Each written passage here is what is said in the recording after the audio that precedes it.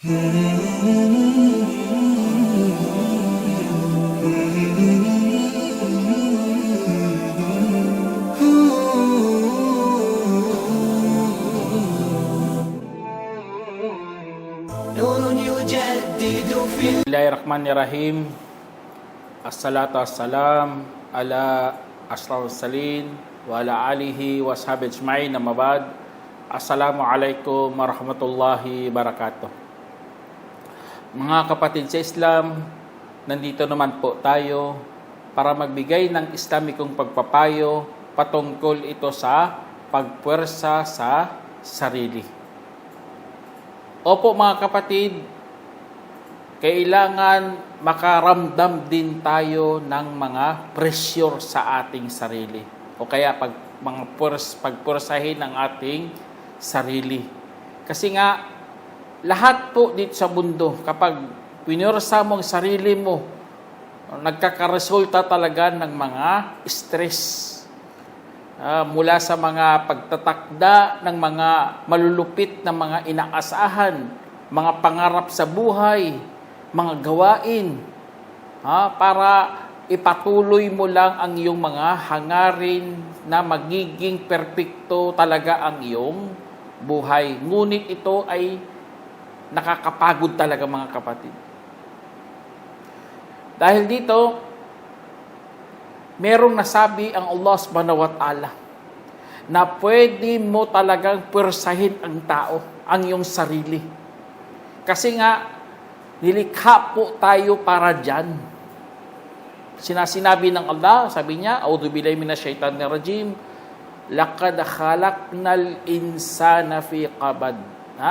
Sabi niya, talagang nilikha namin ang tao sa pasakit. Tingnan niyo, meron palang nabanggit ang Allah subhanahu wa ta'ala na nilikha tayo sa pasakit. Kaya, kung pipirsahin mong sarili mo, at nagkaroon ka ng maraming mga stress, ay wala po yung problema. Kasi nga, nalikha ka para dyan. Kaya mong pasanin ang mga pasanin na ito. Kaya mga hirap, mga kalungkutan, mga pagpapahiya, nasobrahan sa pagtatrabaho, o kaya meron kang negosyo, o kaya mga bayarin, mga utang, o ano pa dyan mga kapatid, basta meron kang pangarap, ay walang problema. Pasanin mo, harapin mo ang lahat ng mga stress. Persahin mo rin ang iyong sarili, kahit magising ka pa sa gabi sa pagtatrabaho. Ngunit mga kapatid, dahil sa pagpipersa mo sa sarili mo, ang iba, naguguluhan ang kanilang mga isip at mga damdamin. Lalo na kung hindi nila maabot-abot ang kanilang mga gusto. Kaya nagkakaroon ang iba ng mga negatibong mga pag-uugali. Ang iba nagiging sakim, ang iba naging bastos, o ano pa dyan. At alam naman natin, kapag pinipwersa mo sarili mo, kung hindi mo kaya, ay huwag mong pilitin. Pwede persahin, pero huwag mo lang lampasan ang hangganan. Kasi nga, nakakatakot mga kapatid kapag lumampas ka sa limitasyon. Katulad ng nabanggit si Allah subhanahu wa ta'ala, sabi niya, Innal insana khuliqa halu'a, idza massahu syarru jazua, wa idza massahu khairu manu'a, illa al-musallin alladhina hum ala salatihim daimun. Sa sinabi ng Allah, katotohanan, ang tao ay nilikhang nababalisa. Kapag nasalingan siya ng masama ay naiinip, at kapag nasalingan naman ng kabutihan ay mapagkait, maliban sa mga mapagdarasal. Mga yaong sa kanilang pagdarasal ay palagian. Tingnan nyo, meron palang ang output, o kaya tinatawag nating labasan. Kailangan meron tayong mabubuhusan ng mga hinanakit. Kasi nga ang tao'y napakarupok. Katulad ng sinabi ng Allah, wa yuridullahu ay yukhaffifa ankum wa khuliqal insanu da'ifa. Gugustuhin ng Allah na pagagaanin hinggil sa inyo at nilikhang tao na mahina. Kaya kailangan, dahil sa ating kahinaan mga kapatid, ay hindi natin minsan kaya kapag lumampas na tayo sa limitasyon, ang mga hinanakit o ano pa dyan. Kailangan meron talaga tayong kinikilalang Allah. Meron tayong pagsasala. Kailangan meron kang nilalabasan na mga hinanakit.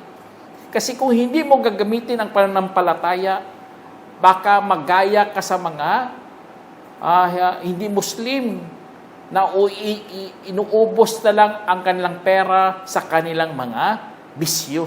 Tingnan nyo, mga iba, dinadaan na lang sa pag-iinom ng alak.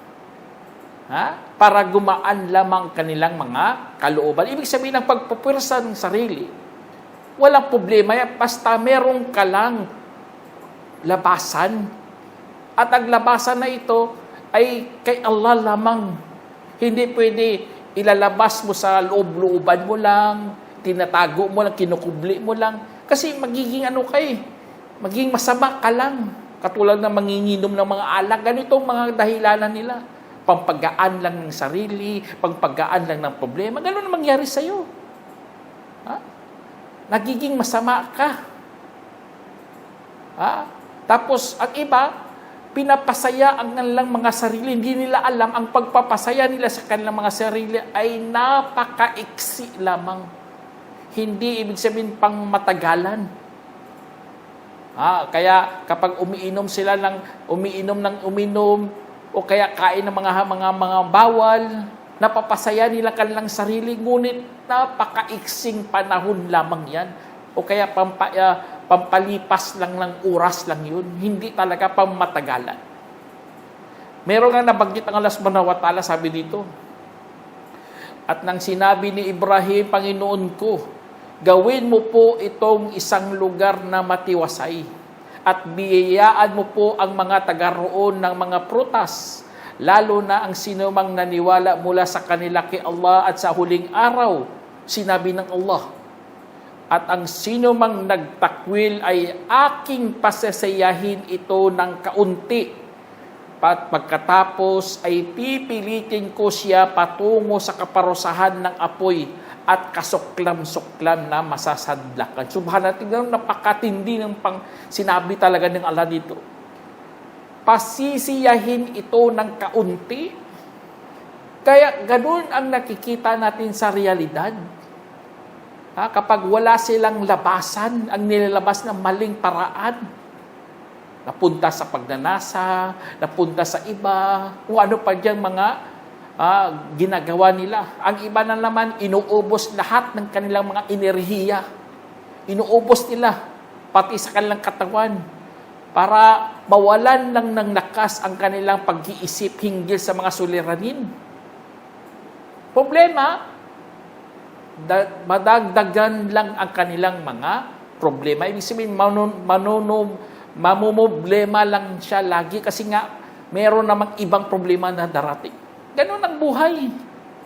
Kahit mag-travel ka, pupunta ka sa ibang lugar, tingnan nyo, nangyari sa Nepal, maraming mga tourist doon ang natangay ng baha.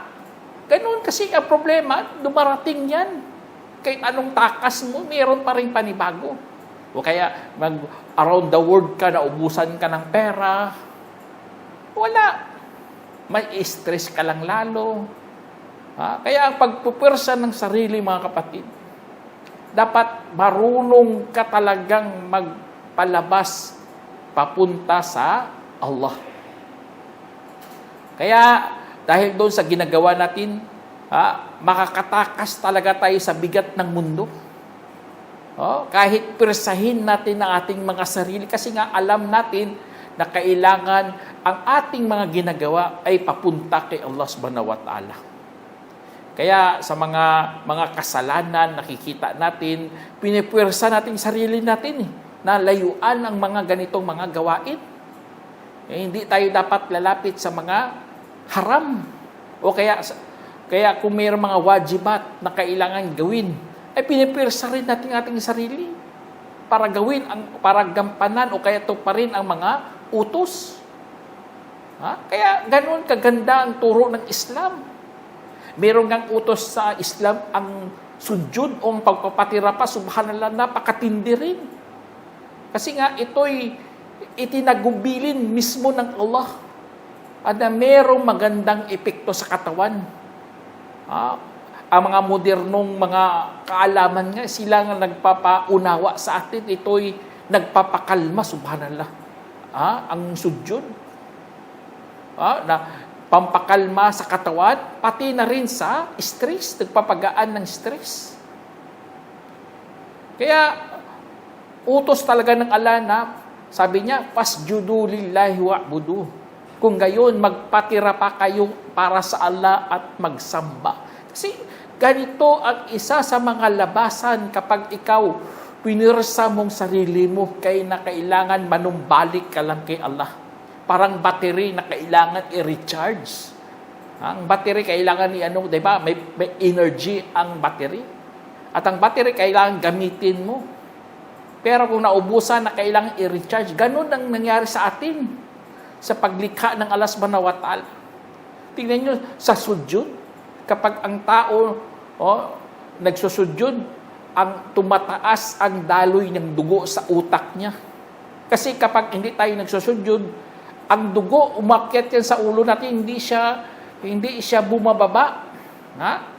Hindi katulad kapag tayo nagsusujud, nagsisibabaan yan, tumataas nga ang bigay ng tibok ng puso, kaya ang paggalaw ng dugo sa utak natin tumataas para maalis ang mga toxic. Subhanallah, ito mga bagong tuklas po ito, mga kapatid. Kapag ang ulo ay nakababa sa ibaba ng puso, ang gravity ay maaring bahagyang magpataas ng sirkulasyon ng dugo sa utak. Yun ang doon. Ito ay nagpapabuti sa galaw o kaya sa mga ating utak at naghahatid yan ng maraming mga oxygen na sumusuporta sa paggana at pagiging alerto ng utak. Ganun, mga kapatid, yun ang pala. Kaya ang mga tao kapag hindi nagsusujud, laging stressful kasi nga hindi nagsisirculate masyado ang kanilang dugo sa utak nila. Kaya alhamdulillah, may mga sistema si Allah subhanahu wa ta'ala na ibinibigay o kaya itinatagubilin sa atin na kailangan natin hikayatin ang ating mga sarili na gawin ito para kumalma lang pala ang ating mga kalamnan, ang ating utak, ating mga sarili. Kaya natatanggal ang stress kahit persahin mo pang yung sarili. Tapos, ang iba nga, ang pagsusujud din, mga kapatid, nagbabawas yan ng stress at pagkabalisa. Ibig sabihin, gumagaan talagang ating mga pakiramdam. Ang sujud, hindi lang pala sa katawan nagpapagaan ng ating mga kalamnan, bagkus nagpapagaan din ng ating mga stress sa utak. Allahu Akbar. Kasi kung hindi mo yan gagawin, kung hindi ka nagpapatanggal ng stress pagkatapos ng pagpipersa mo sa sarili mo, ang iba, dinadaan yan lamang sa galit para maibsan lang kanilang mga pasanin sa buhay. Kaya maraming napapahamak mula sa mahal mo sa buhay. Katulad ng asawa mo, sisigawan mo. Mga anak mo, sisigawan mo para maibsan lang stress mo. Kasi napwersa mong sarili mo, Allah mustaan. Nakakatakot yan. Kasi ang galit mo, mayroong mga tinatawag na masamang impluwensya sa utak ng mga mahal mo sa buhay. Kaya ang iba, itinatago na lang ang kanilang mga pinagdadaanan.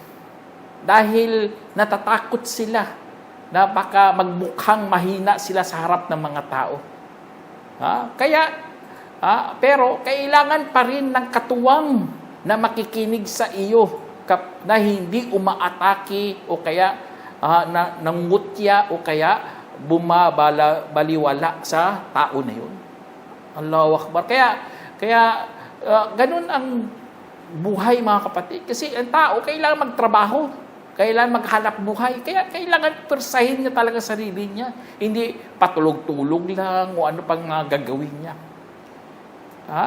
Kaya alhamdulillah sa atin kapag tayo bumabalik loob kay Allah, nagsusujud tayo, nakikita talaga natin yan sa ating mga kalusugan.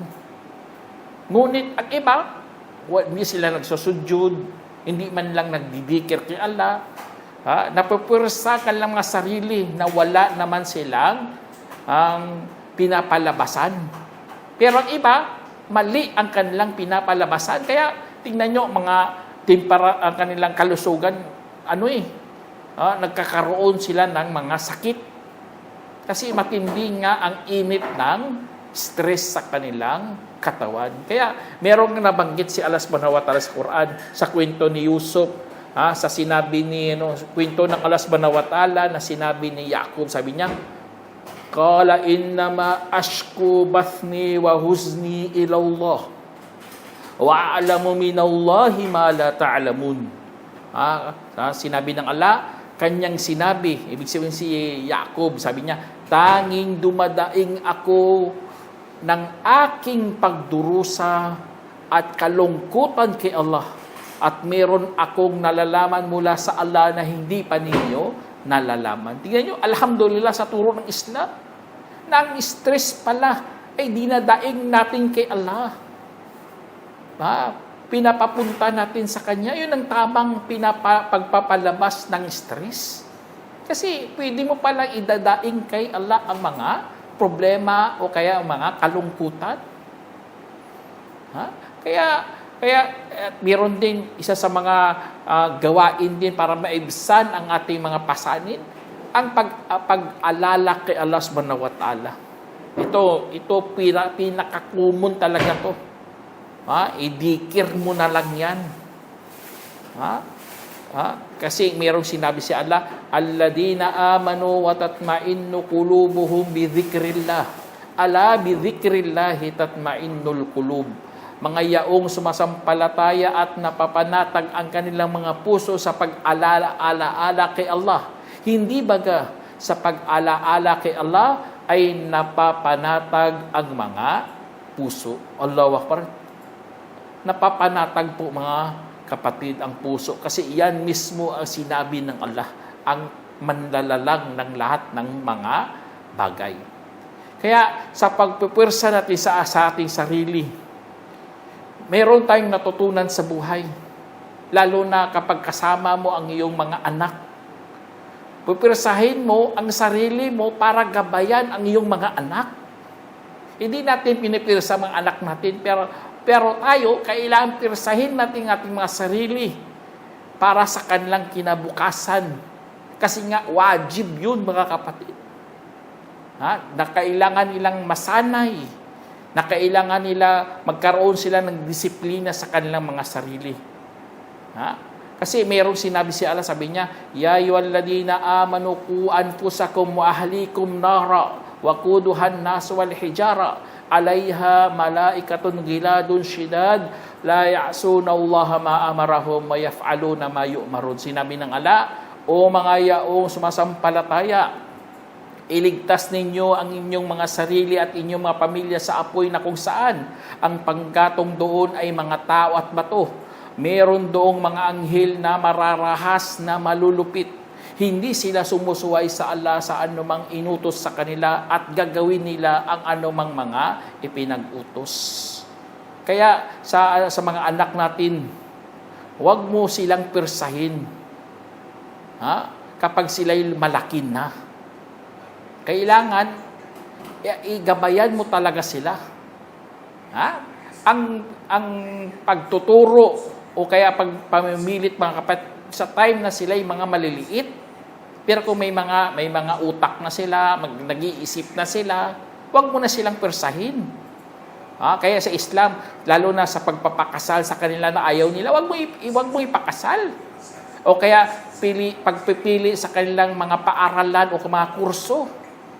O kaya paggastos sa kanilang mga pribadong mga ari-arian. Wag mo silang persahin diyan. Kaya tayo magkaroon lang tayo ng otoridad sa pagpupersa nung sila'y mga bata pa lang, mga musmus pa lang. Kasi yan pang oras ng pagtuturo.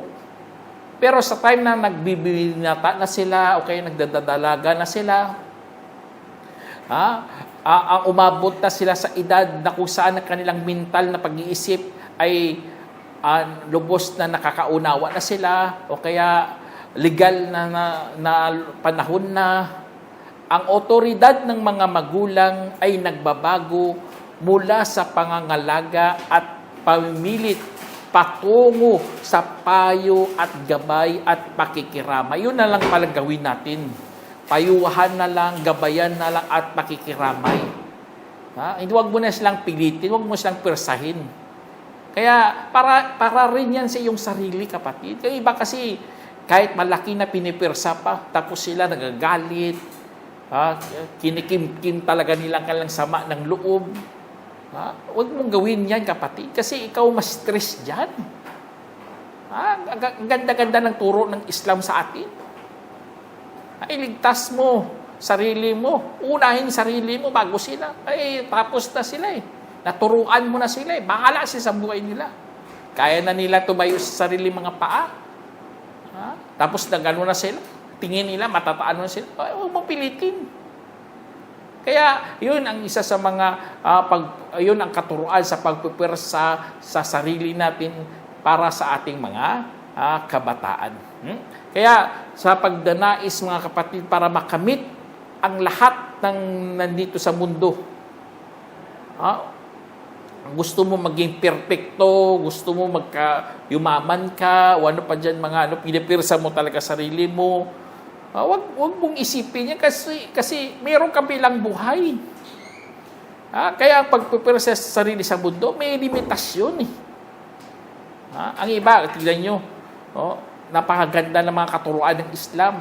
Lalo na kapag ang tao nakapasok sa paraiso, tataas siya, parang magkaroon siya ng 60 siko ang taas niya. Allahu Akbar. Na katulad o kaya kawangis ni Adam alayhi salam. Ganun lang. Kasi ang iba, gagawa pa ng mga paraan para pampatangkad. Iinom pa talaga ng mga gamot. Ang iba, mayroong subhanallah nakakatakot. Babaliin nila kanilang mga paa, tapos i-adjust hanggang tatangkad na sila. Kailangan ng mga operasyon. Hindi nila alam doon sa paraiso. Tataas ka naman doon ng 60 feet. Tapos ang edad mo doon, tingnan mo, edad mo doon sa paraiso. Magiging ka na lang manatili kang bata doon.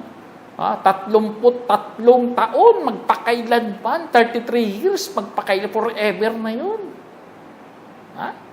Kaya kapag napipirsahin mo talaga ang sarili mo, may stress ka lang. Pagkos, yakapin mo na lang ang realidad ng buhay na ikaw ay patungo sa hukay.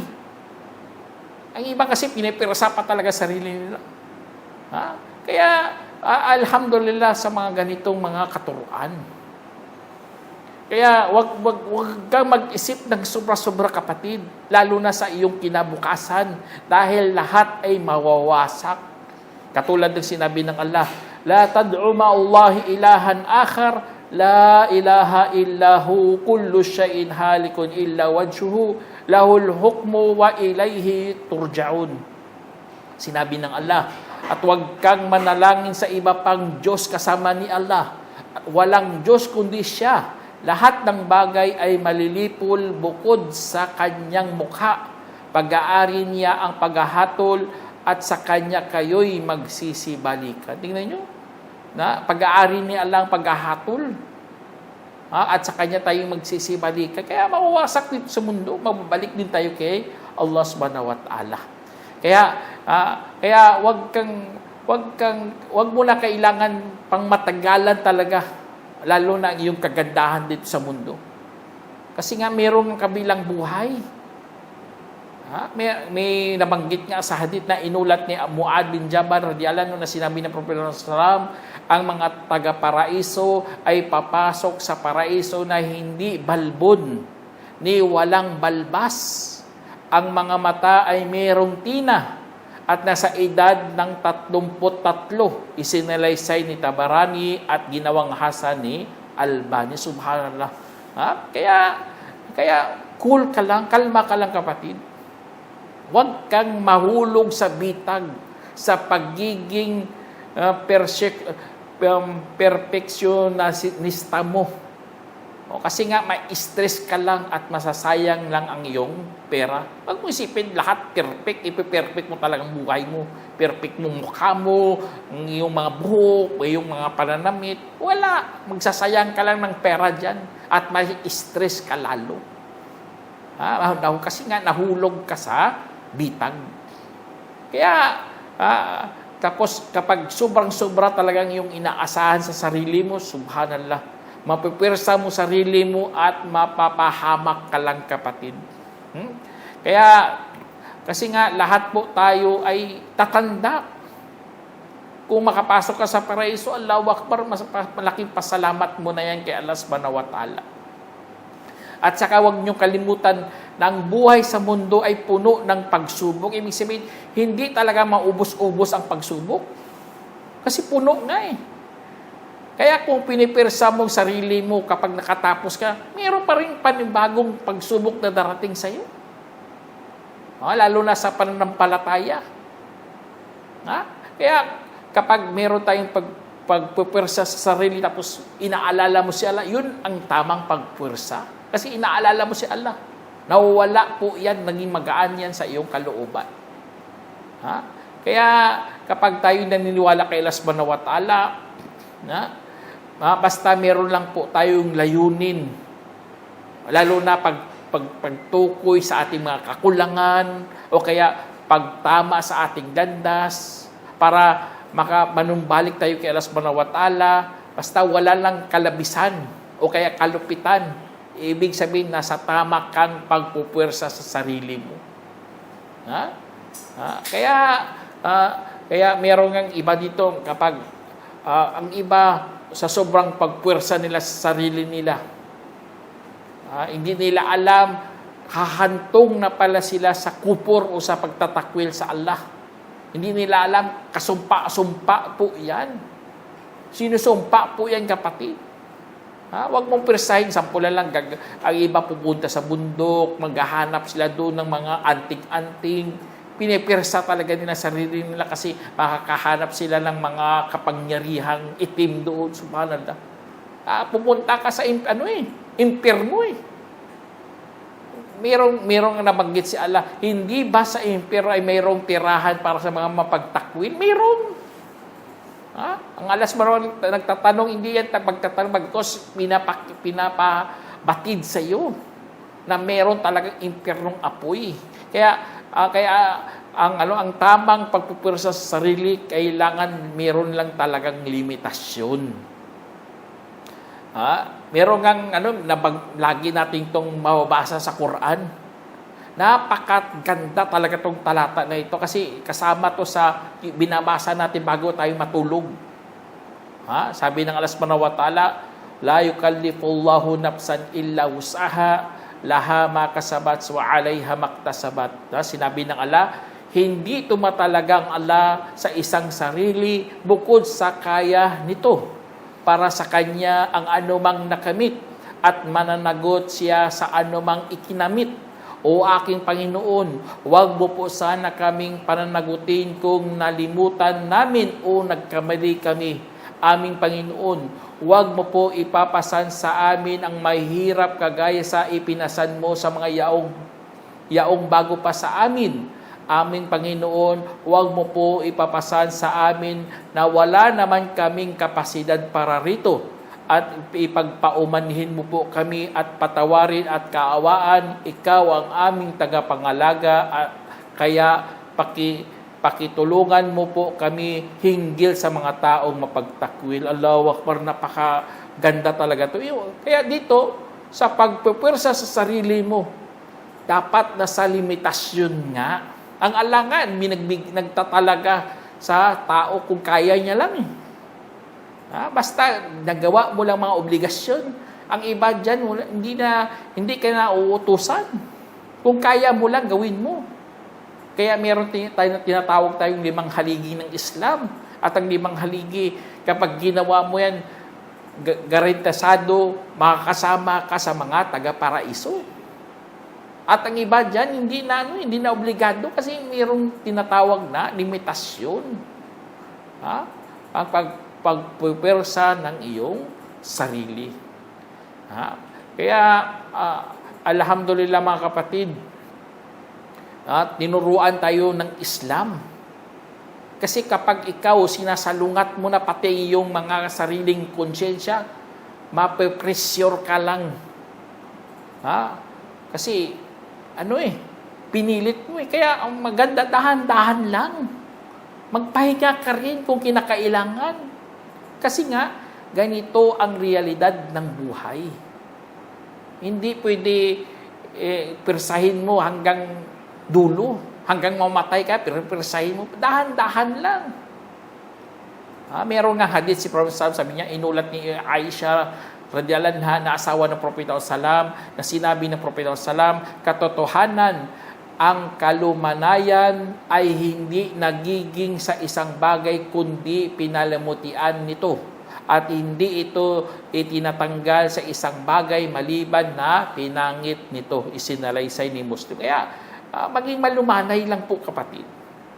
Kapag napipwersa mo sarili mo, pagkatapos nagdikir ka, maging malumanay. Ang iba kasi, sigaw ng sigaw dyan. Kaya tuloy, alam natin maraming namamatay sa sobrang pagpwersa sa sarili at ang kanyang stress hindi natanggal-tanggal sa kanyang kalooban. Ang kadalasan dyan, mga kabataan. Kaya mga kabataan, maraming nagsusuicide. Audubillah. At alam naman natin kapag nag-suicide ka, kung anong ginawa mo, ganon din gagawin mo hanggang sa araw paghukom. Ibig sabihin, kapag gumamit ka ng bakal o kaya cutter o ano pa dyan, nasugatan kamay mo, susugatan mo rin yun hanggang sa araw paghukom. Kaya nakakatakot. Kaya alhamdulillah, sa mga ganitong katuruan ng Islam. Sana meron kayong napulutang aral mga kapatid. Hanggang dito na lang. Assalamualaikum warahmatullahi wabarakatuh. جمعية الدعوة نور، الدعوة للجميع.